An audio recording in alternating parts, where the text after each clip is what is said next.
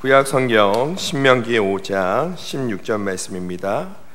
다 찾으신 줄 알고 우리 다 같이 한 목소리로 봉독하도록 하겠습니다. 시작. 너는 내 하나님 여호와께서 명령한 대로 내 부모를 공경하라. 그리하면 내 하나님 여호와가 내게 준 땅에서 내 생명의 길고 복을 누리리라. 아멘. 담임 목사님 나오셔서 여호와께서 명령하신 대로라는 말씀 전하실 때 많은 은혜 받으시기 바랍니다.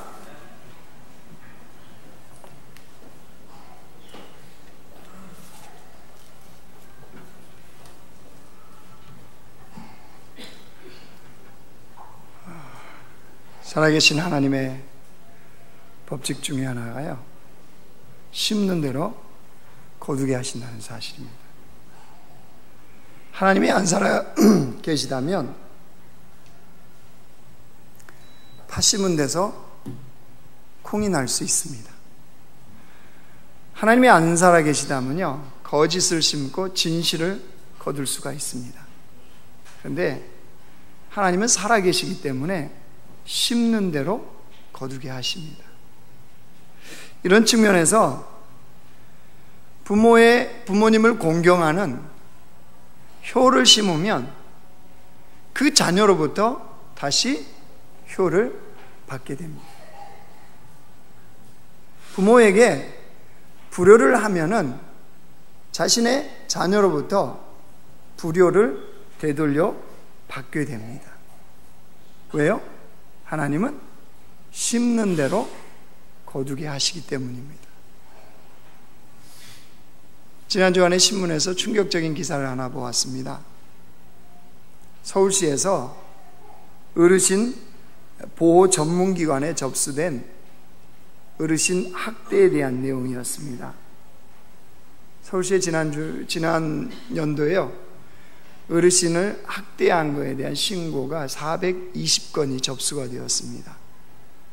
그 중에서 어르신을 학대하는 가해자가 누구냐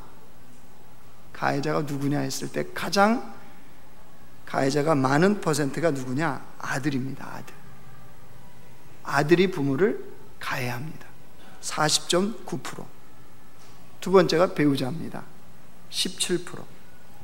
학대 유형은요, 신체적 학대가 가장 많습니다. 37%. 정서적인 학대가 36.3%. 방임과 경제적인 학대가 11.7%. 여러분, 이 통계는 어디까지나 신고한 내용만을 근거로 한 거니까 실제로 신고 안 한 것도 많이 있겠죠. 그것은 이 사회가 부모 공경은 고사하고 부모를 학대하는 자녀들이 많다는 내용입니다. 사회학자들이요, 효와 그 시대의 타락은 비례한다고 얘기를 했습니다. 그 사회가 부모에게 효도하지 못하는 지극히 그렇게 불효하는 사회는 그 사회 자체가 지극히 타락한 사회의 실상을 보여주고 있다라고 얘기를 합니다. 참 안타까운 거는요, 이 사회가 효도를 잘 못합니다. 특별히 젊은 사람. 오늘 젊은 사람들 잘 들으십시오. 1, 2 하실 할렐루야. 잘 들어야 돼요. 젊은 세대들이 부모 공경을 경시합니다. 부모를 공경하라 그러면 무슨 구시대적인 유산이나 그런 구시대적인 무슨 가르침이나 무슨 문화 정도로 취급을 해버립니다. 그래서 부모에 대한 최소한 의무를 행치 않습니다. 그러면서도 자기 자식만 좋아라 합니다. 자기 자식만 한없이 쏟아붓습니다. 아낌없이 쏟아붓습니다. 유아실 아낌없이 쏟아붓고 있죠. 예. 여러분, 부모에게 최소한 의무도 이행하지 않으면서 그 자녀가 이뻐서 아낌없이 쏟아붓는 것은요, 내 자녀에게 불효하라고 명백하게 가르치고 있는 교육입니다. 넌 불효해라, 나한테. 그리고 가르치고 있는 교육이라는 사실입니다. 그럼 부모에게 공경하는 것은요, 내 자녀에게 가정교육을 가장 확실히 시키는 방법입니다. 넌 잘해라, 이래야 된다, 말이 필요 없습니다. 그냥 부모에게 효도하면 그것만큼 내 자녀에게 확실한 가정교육은 없다는 사실입니다. 여러분, 부모를 공경하는 효가 그만큼 중요할까요? 할렐루야 찬양 여러분, 중요할까요? 중요하냐 안 중요하냐는 하나님이 어떻게 여기시느냐를 보면 되잖아요. 그렇죠? 효는요, 오늘 설교는 효는 윤리적인 차원이 아닙니다. 하나님의 말씀이에요. 말씀. 즉 성경적인 차원, 하나님 차원에서 오늘 효를 얘기할 겁니다. 그러면 그 기준이신 하나님이 뭐라고 말씀하시느냐, 이게 중요하잖아요. 그렇죠? 이것만큼 중요한 게 없어요. 그러면 성경은 성령의 감동을 받은 사람들이 기록을 한 겁니다. 즉 하나님으로부터 받아 성령의 감동을 받아서 사람이 기록한 게 성경이에요. 그런데 하나님이 유일하게 친히 쓰신 말씀이 있어요. 다른 것들은 다 사람의 손을 빌려서 하나님이 그 메시지를 쓰셨는데, 하나님 손으로 친히 쓰신 내용이 뭐냐면 십계명입니다. 십계명은 하나님이 친히 돌판에 써서 모세에게 주었던 것이 십계명입니다. 여러분, 이 말씀이 얼마나 중요했으면 하나님이 친히 쓰셨겠습니까? 오늘 부모 공경은요, 그 십계명 중에 제 5계명입니다. 5계명. 그 부모를 공경하는 효는 하나님 그만큼 중요하게 여기신다, 안 여기신다? 중요하게.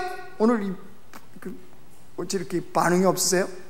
예, 오늘 설교는 찔려서 내가 도저히 못 살겠다, 내가 그냥 실천하자라고 하는 것이 목표입니다. 그 하나님이 뭐라고 그러세요? 저기 16절 보실래요?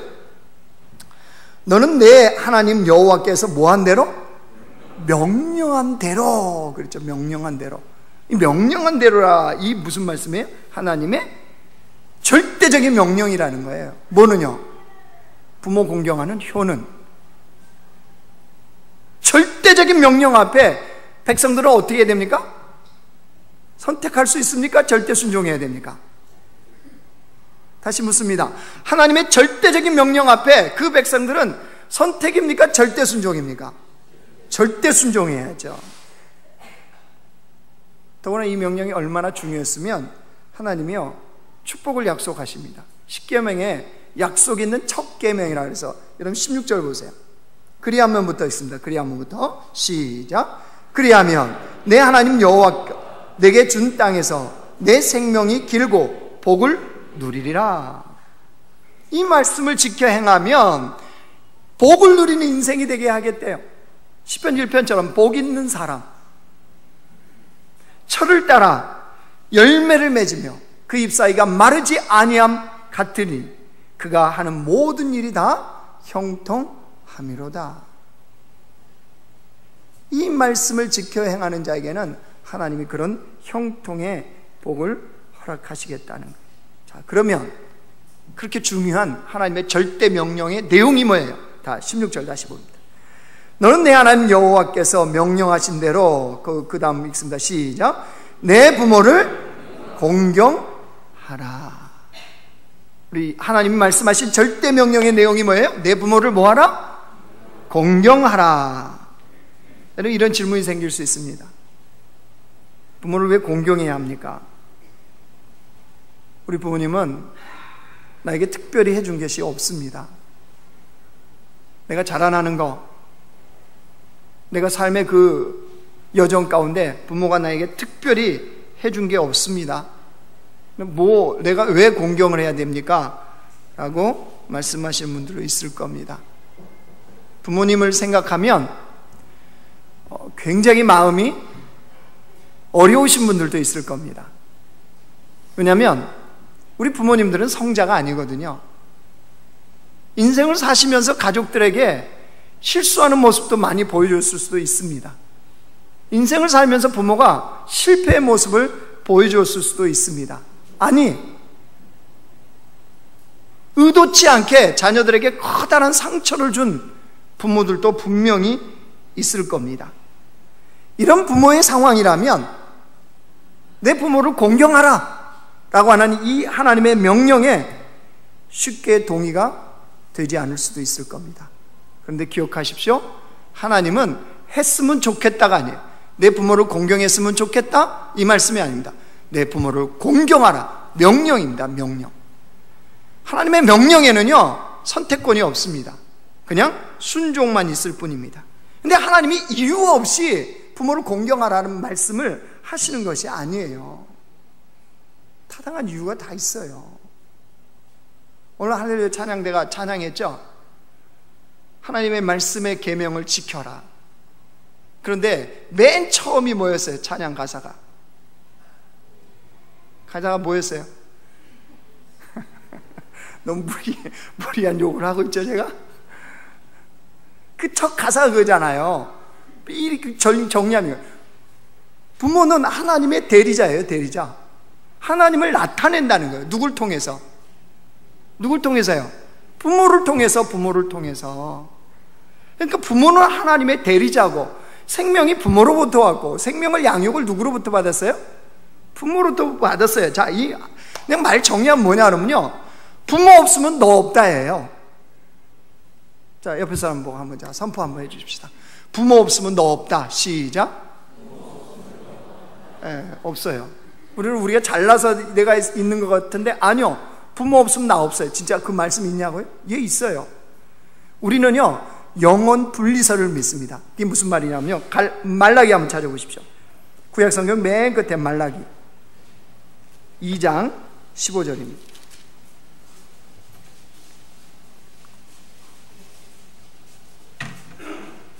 1328쪽입니다. 구약성경 말라기 2장 15절 같이 읽습니다. 시작. 그에게는 영이 충만하였으나 오직 하나를 만들지 아니하셨느냐? 어찌하여 하나만 만드셨느냐? 이는 경건한 자손을 얻고자 하심이라. 예, 그것까지만요. 하나님이 영을 몇 개 만들었대요? 하나만 만들었다는 거. 하나. 누구 영이요? 아담이요. 아담의 영혼만 하나 만들었다는 거예요. 그럼 그 다음은 어떻게 돼요? 아담의 후손들은 어떻게 합니까? 뭐라 그랬어요 오늘? 어찌하여 하나만 만드셨느냐? 이는 경건한 자손을 얻고자 함이라. 아담을 통해서 경건한 자손을 얻고자. 그러면 그 다음 후손들은 영혼이 어떻게 되는 거예요? 부모인 아담으로부터 분리가 되어서 영혼이 그 속에 들어가는 거예요. 뭔 말씀인지 아시겠어요?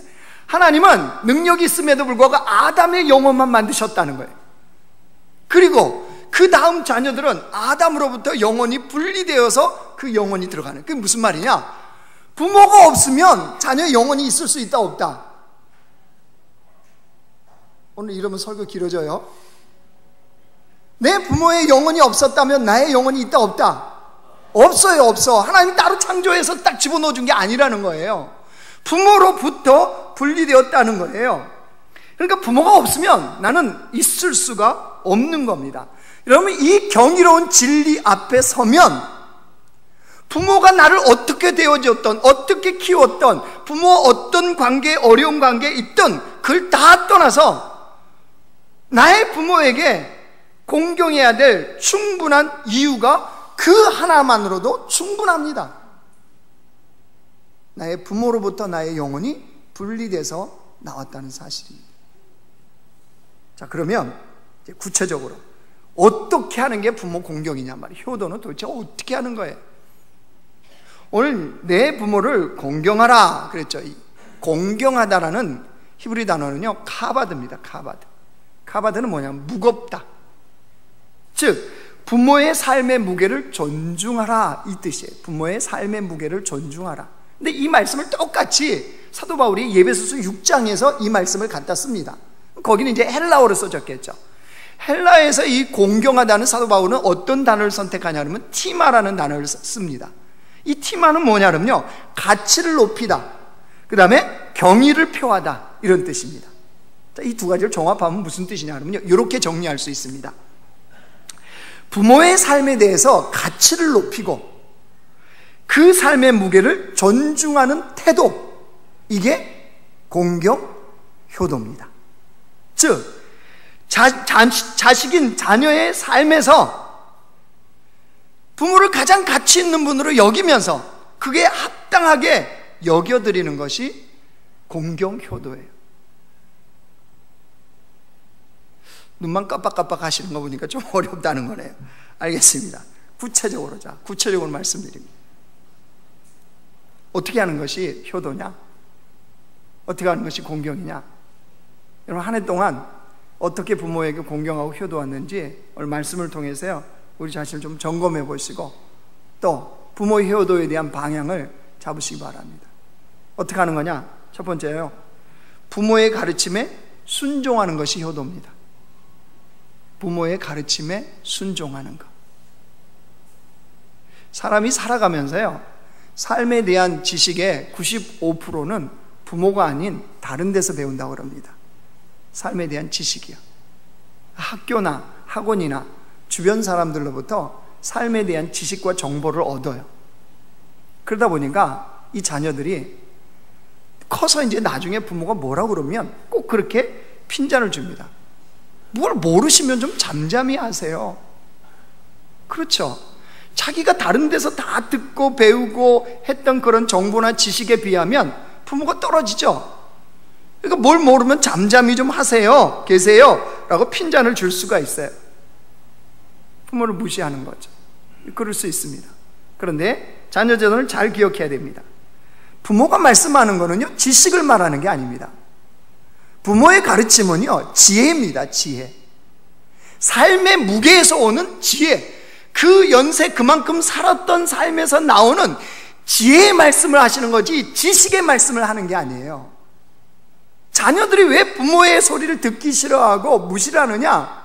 지식으로 받아들이니까 그래요. 지식으로. 지식이 아니고 지혜입니다. 지혜. 차 조심해라, 지식이에요, 지혜예요. 아침밥 꼭 먹고 가야 된다, 지혜예요, 지식이에요. 가정이 행복해야 좋은 거다, 지혜예요, 지식이에요. 예수님을 잘 믿어야 가정이 잘 된다, 지식이에요, 지혜예요. 부모는 지혜를 말하는 것, 지혜를. 그 삶의 무게에서 오는 지혜. 그러니까 자녀들은요, 부모님이 가르치시면 마땅히 들어야 돼요. 듣는 삶의 태도와 자세가 효도의 출발점이라는 거예요. 근데 여기 부모님들 계시죠? 성경은 항상 부모를 먼저 얘기해요, 자녀를 먼저 얘기해요? 부모예요, 부모. 좋은 부모 밑에 좋은 자식이 나와요. 그렇죠? 그러니까 부모가 잘해야 되는 거예요, 사실은. 지혜의 말씀을 가르친다는 것은 뭐냐 그러면요, 하나님의 말씀인 성경을 가지고 자녀들에게 이야기를 해야 되고 교훈을 해야 되고 훈계를 하고 인생의 지혜를 얘기해 줘야 되는 거예요.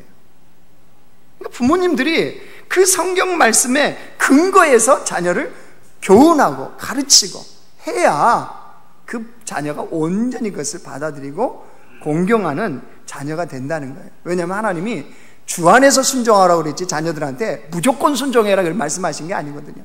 주 안에서. 무슨 말씀이에요?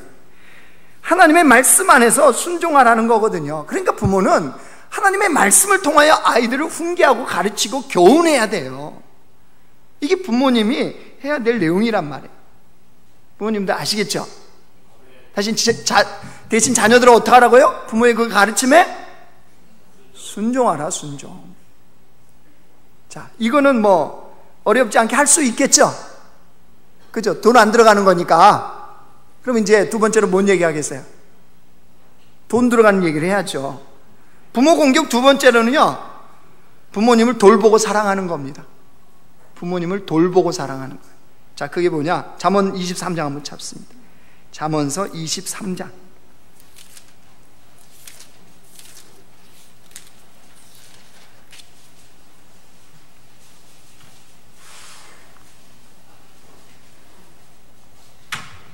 (23장) 25절입니다. 936쪽 잠언 23장 25절 말씀입니다. 같이 읽어요. 시작. 내 부모를 즐겁게 하며 너를 낳은 어미를 기쁘게 하라. 부모를 즐겁게 하고 내 어머니를 기쁘게 하라는 거예요. 이게 공경이에요. 공경. 돌보고 사랑하는 거, 그게 뭐냐? 부모를 즐겁게 하고 부모를 기쁘게 하는 거라는 거예요. 그게 뭐냐? 유대인의 탈무드에서는요, 이걸 이렇게 해석을 합니다. 유대인의 탈무드에서는 젊은 자식들은 적으세요. 부모에게 음식물과 마실 것, 의복과 덮는 것을 제공하고 그분들을 모시고 다니는 것이다. 이게 유대인의 탈무드에서 나오는 공경입니다. 다시 불러드립니다. 부모에게 음식물과 마실 것, 의복과 덮는 것을 제공하고 그분들을 모시고 다니는 것, 이게 공경이라는 거예요. 더 쉽게 말하면요, 부모의 경제적인 짐을 나눠지는 것이 돌봄이고 사랑입니다. 자녀라면 마땅히 부모의 의식주에 대해서 귀를 기울여야 되고 부모의 의식주에 대해서 책임감을 가져야 됩니다. 요즘은 부모님들이 젊게 살기 때문에 부모님들이 경제적 여유가 있는 분들이 있을 수 있습니다. 그래서 자녀들이 이 부분에 대해서 부담감이 없이 사는 자녀들도 있을 겁니다. 그런데 하나님의 기준이 뭐냐면, 하나님의 기준, 하나님이 말씀하시는 기준,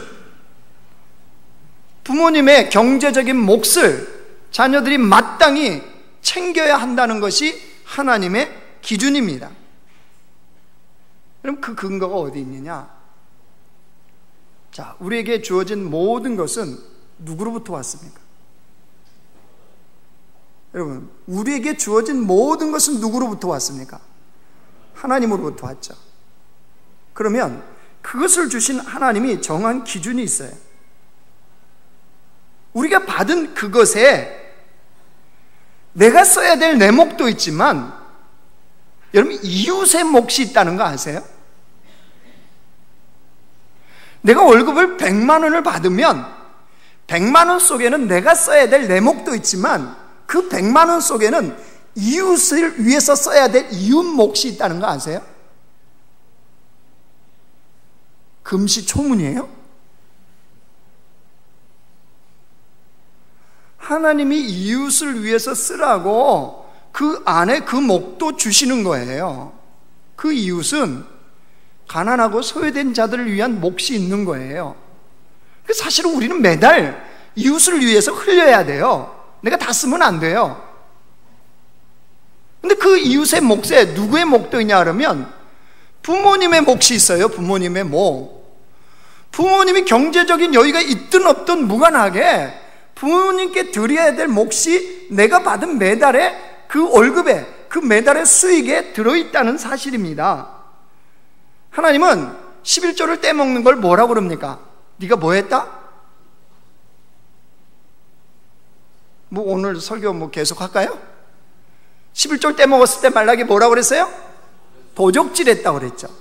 그러면 이웃의 몫, 부모의 몫을 떼먹는 건 뭐라고 그러실까요, 주님은? 떼먹었다니까요? 뭐 한 걸까요? 그것도 도적질이죠. 아니, 부모에게 마땅히 드려야 될 것을 애들 학원 보내야 되는데요, 이번에 뭐 집 대출금 갚아야 되는데요, 뭐 해야 되는데요 하면서 이렇게 썼다는 건 뭐 했다는 거예요? 도적질. 네, 도적질 했다는 거예요. 여러분, 이런 부분에서 우리는 어떤 자녀입니까? 제가 매년 어버이날 이런 설교를 합니다. 그리고 이렇게 가끔 성도들을 만나면 제가 체크를 해봅니다. 부모에게 어떻게 하고 있는지. 체크를 해보면 저의 입만 아팠다는 것을 가끔 느낍니다. 성도들이 실천을 안 해요. 이유가 뭐냐? 이런 이유가 저런 핑계가 있다는 거예요. 자신의 형편이 어렵다는 거예요. 경제적 여유가 없다는 거예요. 예, 충분히 이해할 수 있습니다. 네, 그런 말에 대해서 충분히 이해가 됩니다. 여유가 없고 나도 힘들고 먹고 살기도 빠듯하고 애들 교육도 힘들고 충분히 이해는 됩니다. 자, 그런데 성도 여러분, 생각해 보십시오. 부모를 홀대하면서 부모에게 좋은 자식이 되지 못하면서 우리가 어떻게 땅끝까지 가서 주님의 증인이 될 수가 있습니까? 부모를 홀대하는 자식이 어떻게 하나님 나라의 비전을 품은 자식이라고 얘기를 할 수가 있습니까? 부모를 홀대하는 자녀들이 어떻게 일천 비전을 이루는 하나님의 비전의 사람이라고 할 수가 있습니까? 이것은 말장난입니다. 거짓말에 지나지 않습니다. 더구나 하나님은 이 말씀을 하나님의 절대 명령으로 말씀하십니다. 내 부모를 공경하라. 하나님의 절대 명령이에요. 하나님의 절대 명령에 이 핑계 저 핑계를 대면서 순종하지 않는 자가 어떻게 하나님 나라를 위한 영광의 백성으로 살 수가 있습니까? 거짓말입니다. 허구입니다. 삶이 힘들면 할 수가 없다고요? 제가 했던 사람을 한 사람 보여드릴까요? 다윗을 생각해 보십시오. 다윗은 이스라엘 왕으로 기름 부음 받자마자 사울 왕으로부터 이제 쫓겨다니는 인생을 삽니다. 인생이 참 처참했습니다. 저 같으면 그렇게 해서 왕 안 하겠습니다. 어떻게 그렇게 인생이 광야하면 말이에요. 도대체 발붙이고 살 데가 없습니다. 자기 목숨 하나도 부지하기 어려운 게 다윗의 인생의 처지였습니다. 그 쫓겨다니다가 아둘람 굴이라는 곳에 모였습니다. 굴에 들어갔더니 다윗에게 사람들이 몰려옵니다. 근데 한심하기 짝이 없는 사람들만 옵니다. 세상에서 제일 가난한 사람들, 제일 억울한 사람들, 제일 핍박받은 사람들, 아무것도 거지 소굴보다는 더한 소굴이 아둘람 굴이었습니다. 여러분, 그때에 다윗은 그 부모님을 어떻게 했을까요? 자기 목숨 하나도 부지하기 어려운 그때에 어떻게 했냐면, 사무엘상 한번 찾아보겠습니다. 사무엘상 22장입니다.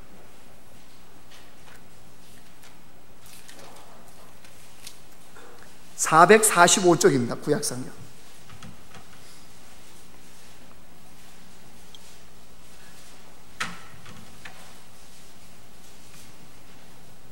(1절입니다) 사무엘상 22장 1절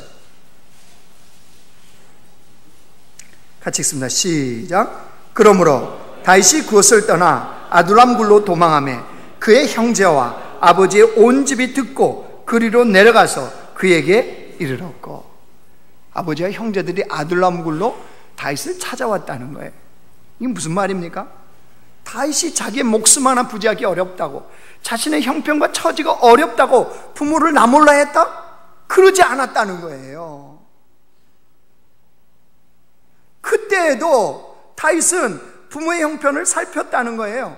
자, 거기 덮지 말고 나는 펴놓아 보세요. 3일상. 자, 다윗이 그러고 형편이 좋아졌느냐? 아니요, 더 어려워졌어요. 이제는 아예 이스라엘 땅에 발도 못 붙이게 됐어요. 그래서 자기 목숨이 너무나 궁급해갖고 목숨 하나 유지하려고 어떻게 하냐면 이방 땅으로 넘어갑니다. 그게 모압 땅이에요. 모압 땅. 자, 모압 땅에 갔을 때 다윗이 어떻게 했는지 보십시오.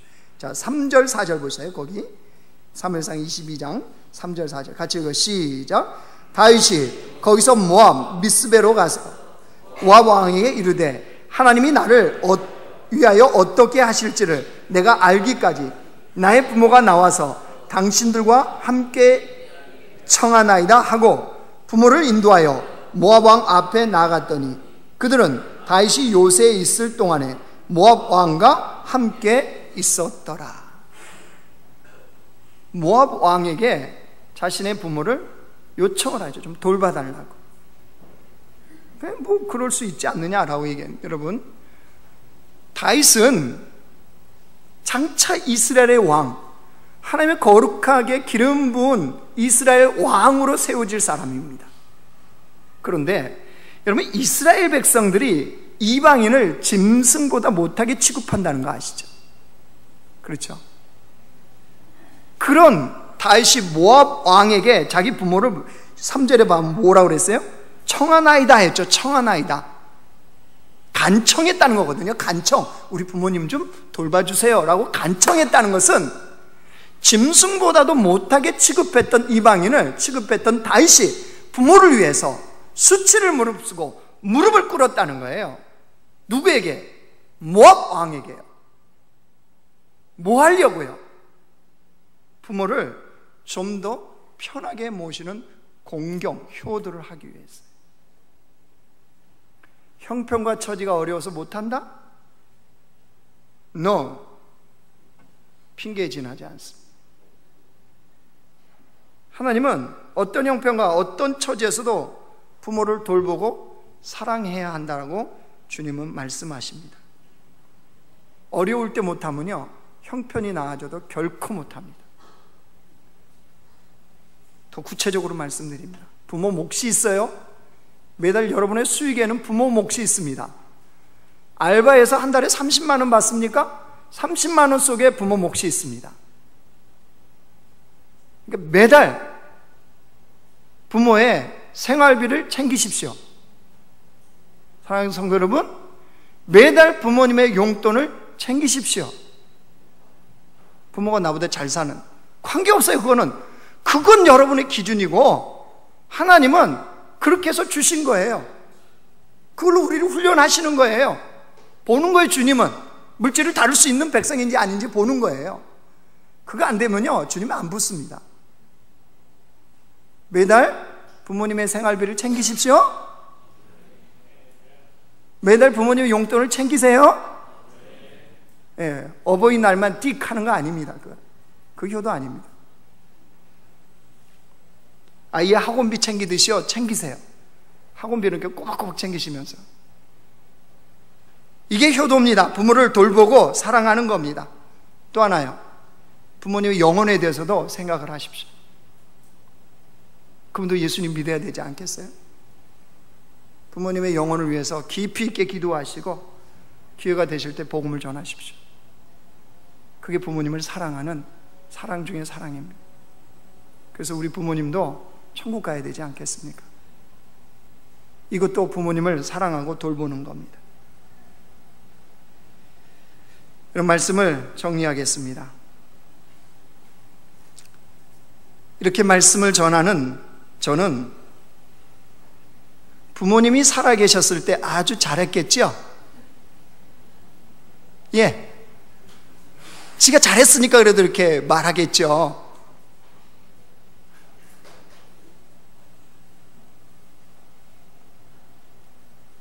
어버이 주일 설교가 제일 어렵습니다. 왜냐하면 부모님이 떠난 지금 해보니까 너무 아쉬워요. 내가 너무 못했구나. 그게 깨달아지니까 참 후회가 많이 됩니다. 그러니까 아마 여러분에게 더 곤면하는지 몰라요. 저처럼 부모님이 다 이 땅에 안 계시기 전에, 부모님께 효도하는 기회를 놓치기 전에 내 부모를 공경하라는 이 하나님의 절대 명령에 절대 순종하는 삶을 사는 자들이 됩시다.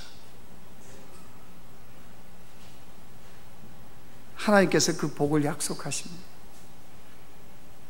부모를 공경하는, 효도하는 성도들, 형편과 처지를 핑계하지 않는 성도들, 여러분, 그런 성도들로 우리가 주님 앞에 서기를 원합니다. 우리 예수님께서는요, 십자가에 달리셔서 그 극심한 죽음의 고통 앞에서도 육신의 어머니인 마리아에 대한 공경을 놓치지 않았다는 사실을 아십니까? 요한복음 19장 한번 보여주세요. 같이 읽습니다. 시작. 예수께서 자기의 어머니와 사랑하시는 제자가 곁에 서 있는 것을 보시고 자기 어머니께 말씀하시되 여자여 보소서 아들이니라 하시고 또 그 제자에게 이르시되 보라 내 어머니라 하신대 그때부터 그 제자가 자기 집에 모시니라. 자기 목숨이 경각에 달린 그 십자가 위에서도 예수님은 누구를 부탁하고 있다고요? 마리아를 그 제자에게 부탁하고 있습니다. 왜요? 왜 예수님이 이렇게 하십니까? 하나님의 절대 명령이 무엇인지를 아셨기 때문입니다. 내 부모를 공경하라. 그 절대 명령 앞에 십자가에서도 끝까지 그 명령에 절대적으로 순종하는 예수님의 모습을 우리에게 보여주신 겁니다. 여러분, 이 하나님의 절대 명령 앞에 순종함으로 말미암아 부모에게 효도하여서 하나님께도 칭찬받고 부모에게도 칭찬받고 세상에도 칭찬받는 효도하는 공동체가 되기를 주님의 이름으로 축원합니다. 아멘. 자, 우리 찬송가 579장이요.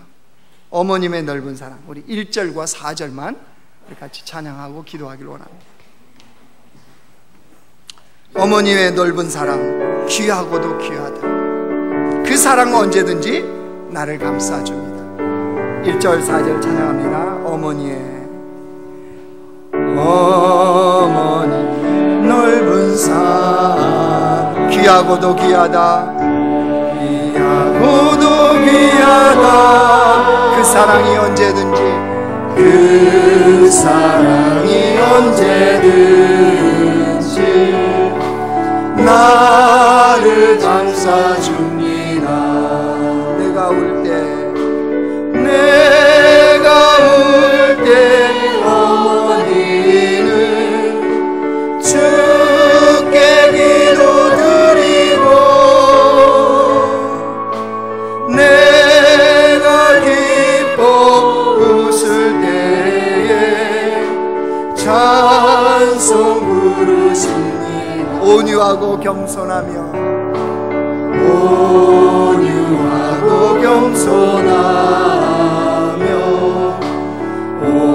올바르고 굳세게 어머니의 뜻받들어 보람있게 살리라. 풍파많은 세상에서 선한 싸움 싸우다 생명시내 흐르는 곳 길이 함께 살리라. 그럼 이 시간에 우리 먼저 기도하기를 원합니다. 우리가 아무리 잘해드려도 사실 부족한 거거든요. 그렇죠? 먼저는 우리가 불효했다면 돌이켜야지. 그 부분에 대해서 우리가 주님 앞에 회개하기를 원합니다. 그리고 저처럼 부모님이 양가에 다 안 계신다, 그럼 뭐 그냥 땡이다, 이런 건 아닌 것 같습니다. 이 땅에 나의 부모와 같은 주변 이웃들이 있거든요. 그분들을 향해서 우리가 이제는 내가 효도하는 손길을 그쪽으로 펼치는 것도 하나님의 뜻이라고 생각합니다. 여러분, 그것이 우리의 이웃이거든요. 이런 부분에 대해서 우리가 정말 미흡했다면 주님 앞에 진심으로 회개하고요, 정말 이 말씀 뭐가 어떠냐 저떠냐 아는 게 중요한 게 아니고요, 그 말씀을 이제 실천하는 자로 부모에게 핑계치 아니하고 이런 이유 저런 이유를 대지 않고 이 말씀대로 내가 하나님 앞에 정말 부모에게 효도하는 삶을 지금부터, 오늘부터 내년까지 다시 가고 내년에 다시 또 점검하면 되잖아. 이 한 해 동안, 이제 다음 어버이 주일까지 내가 한 해 동안 정말로 주님의 말씀대로 열심히 부모를 공경하는 효도하는 삶을 살겠다고 우리 결단의 기도를 하나님 앞에 올려드리기로 합니다. 이 시간에 우리 같이 한번 통성하여 기도하겠습니다. 하나님 아버지, 주님께서 절대 명령으로 주님 말씀하십니다. 내 부모를 공경하라, 내 부모에게 효도하라. 이 말씀 앞에 우리가 섭니다. 하나님 아버지, 그동안 우리가 이런 핑계 저런 핑계로 얼마만큼 부모의 공경에 대해서, 이 효도에 대해서 경시했는지요. 하나님, 우리를 용서하여 주옵소서. 내 자식은 귀하게도 여기면서 나의 부모에 대해서는 경시했던 우리의 죄악을 용서하여 주시옵소서. 우리의 어리석음을 용서하여 주시옵소서. 이제 말씀을 실천하는 자가 되기를 원합니다. 주님 부모의 가르침에 순종하고 부모를 돌보고 사랑하는 일을 행하기를 원합니다. 하나님 물질 챙겨서 부모를 섬기기를 원합니다. 하나님 아버지 그 삶을 이제 구체적으로 살아가는 저희들 되게 하여 주시옵소서. 그래서 우리 공동체는 하나님께도 칭찬받고 아버지는 부모에게도 칭찬받고 세상에도 칭찬받는 효도하는 공동체가 되기를 원합니다.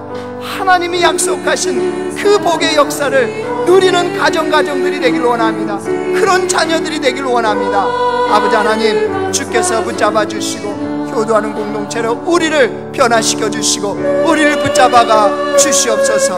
하나님 아버지 그래서 정말로 복된 공동체 하나님의 은혜가 넘쳐나는 공동체로 우리를 변화시켜 주시고 우리를 붙잡으시고 우리를 이끌어 주시옵소서. 성령의 은혜의 역사가 우리 안에 넘치도록 하나님 이끌어 주옵소서. 성령의 역사가 있기를 원합니다. 하나님 아버지 하나님의 절대 명령 앞에 불순종했던 우리의 죄를 회개합니다. 이 핑계 저 핑계로 내 부모를 공경하라는 이 하나님의 말씀에 순종하지 않았던 죄를 회개합니다. 하나님 이제 우리가 실천하기를 원합니다. 말씀대로 하나님의 절대 명령 앞에 순종하는 삶을 살기를 원합니다. 아버지 하나님 부모의 그 지혜의 가르침에 철저하게 순종하는 자가 되게 하옵소서. 부모를 돌보고 사랑하는 자가 되게 하옵소서. 부모의 영혼뿐만 아니라 육신의 필요를 채우기 위해서 우리 물질을 쪼개고 나눌 수 있는 그런 백성들 되게 하셔서 오늘 이 말씀을 구체적으로 우리 삶에 실천하고 나가는 그런 공동체 되게 하여 주셔서 하나님 아버지 우리 남자교회에 속해 있는 모든 공동체 구성원들은 하나님께도 칭찬받고 부모에게도 칭찬받고 세상에도 칭찬받는 그런 효도하는 공동체가 되어지도록 성령 하나님 우리를 인도하여 주시옵소서. 예수님의 이름으로 기도드리옵나이다. 아멘.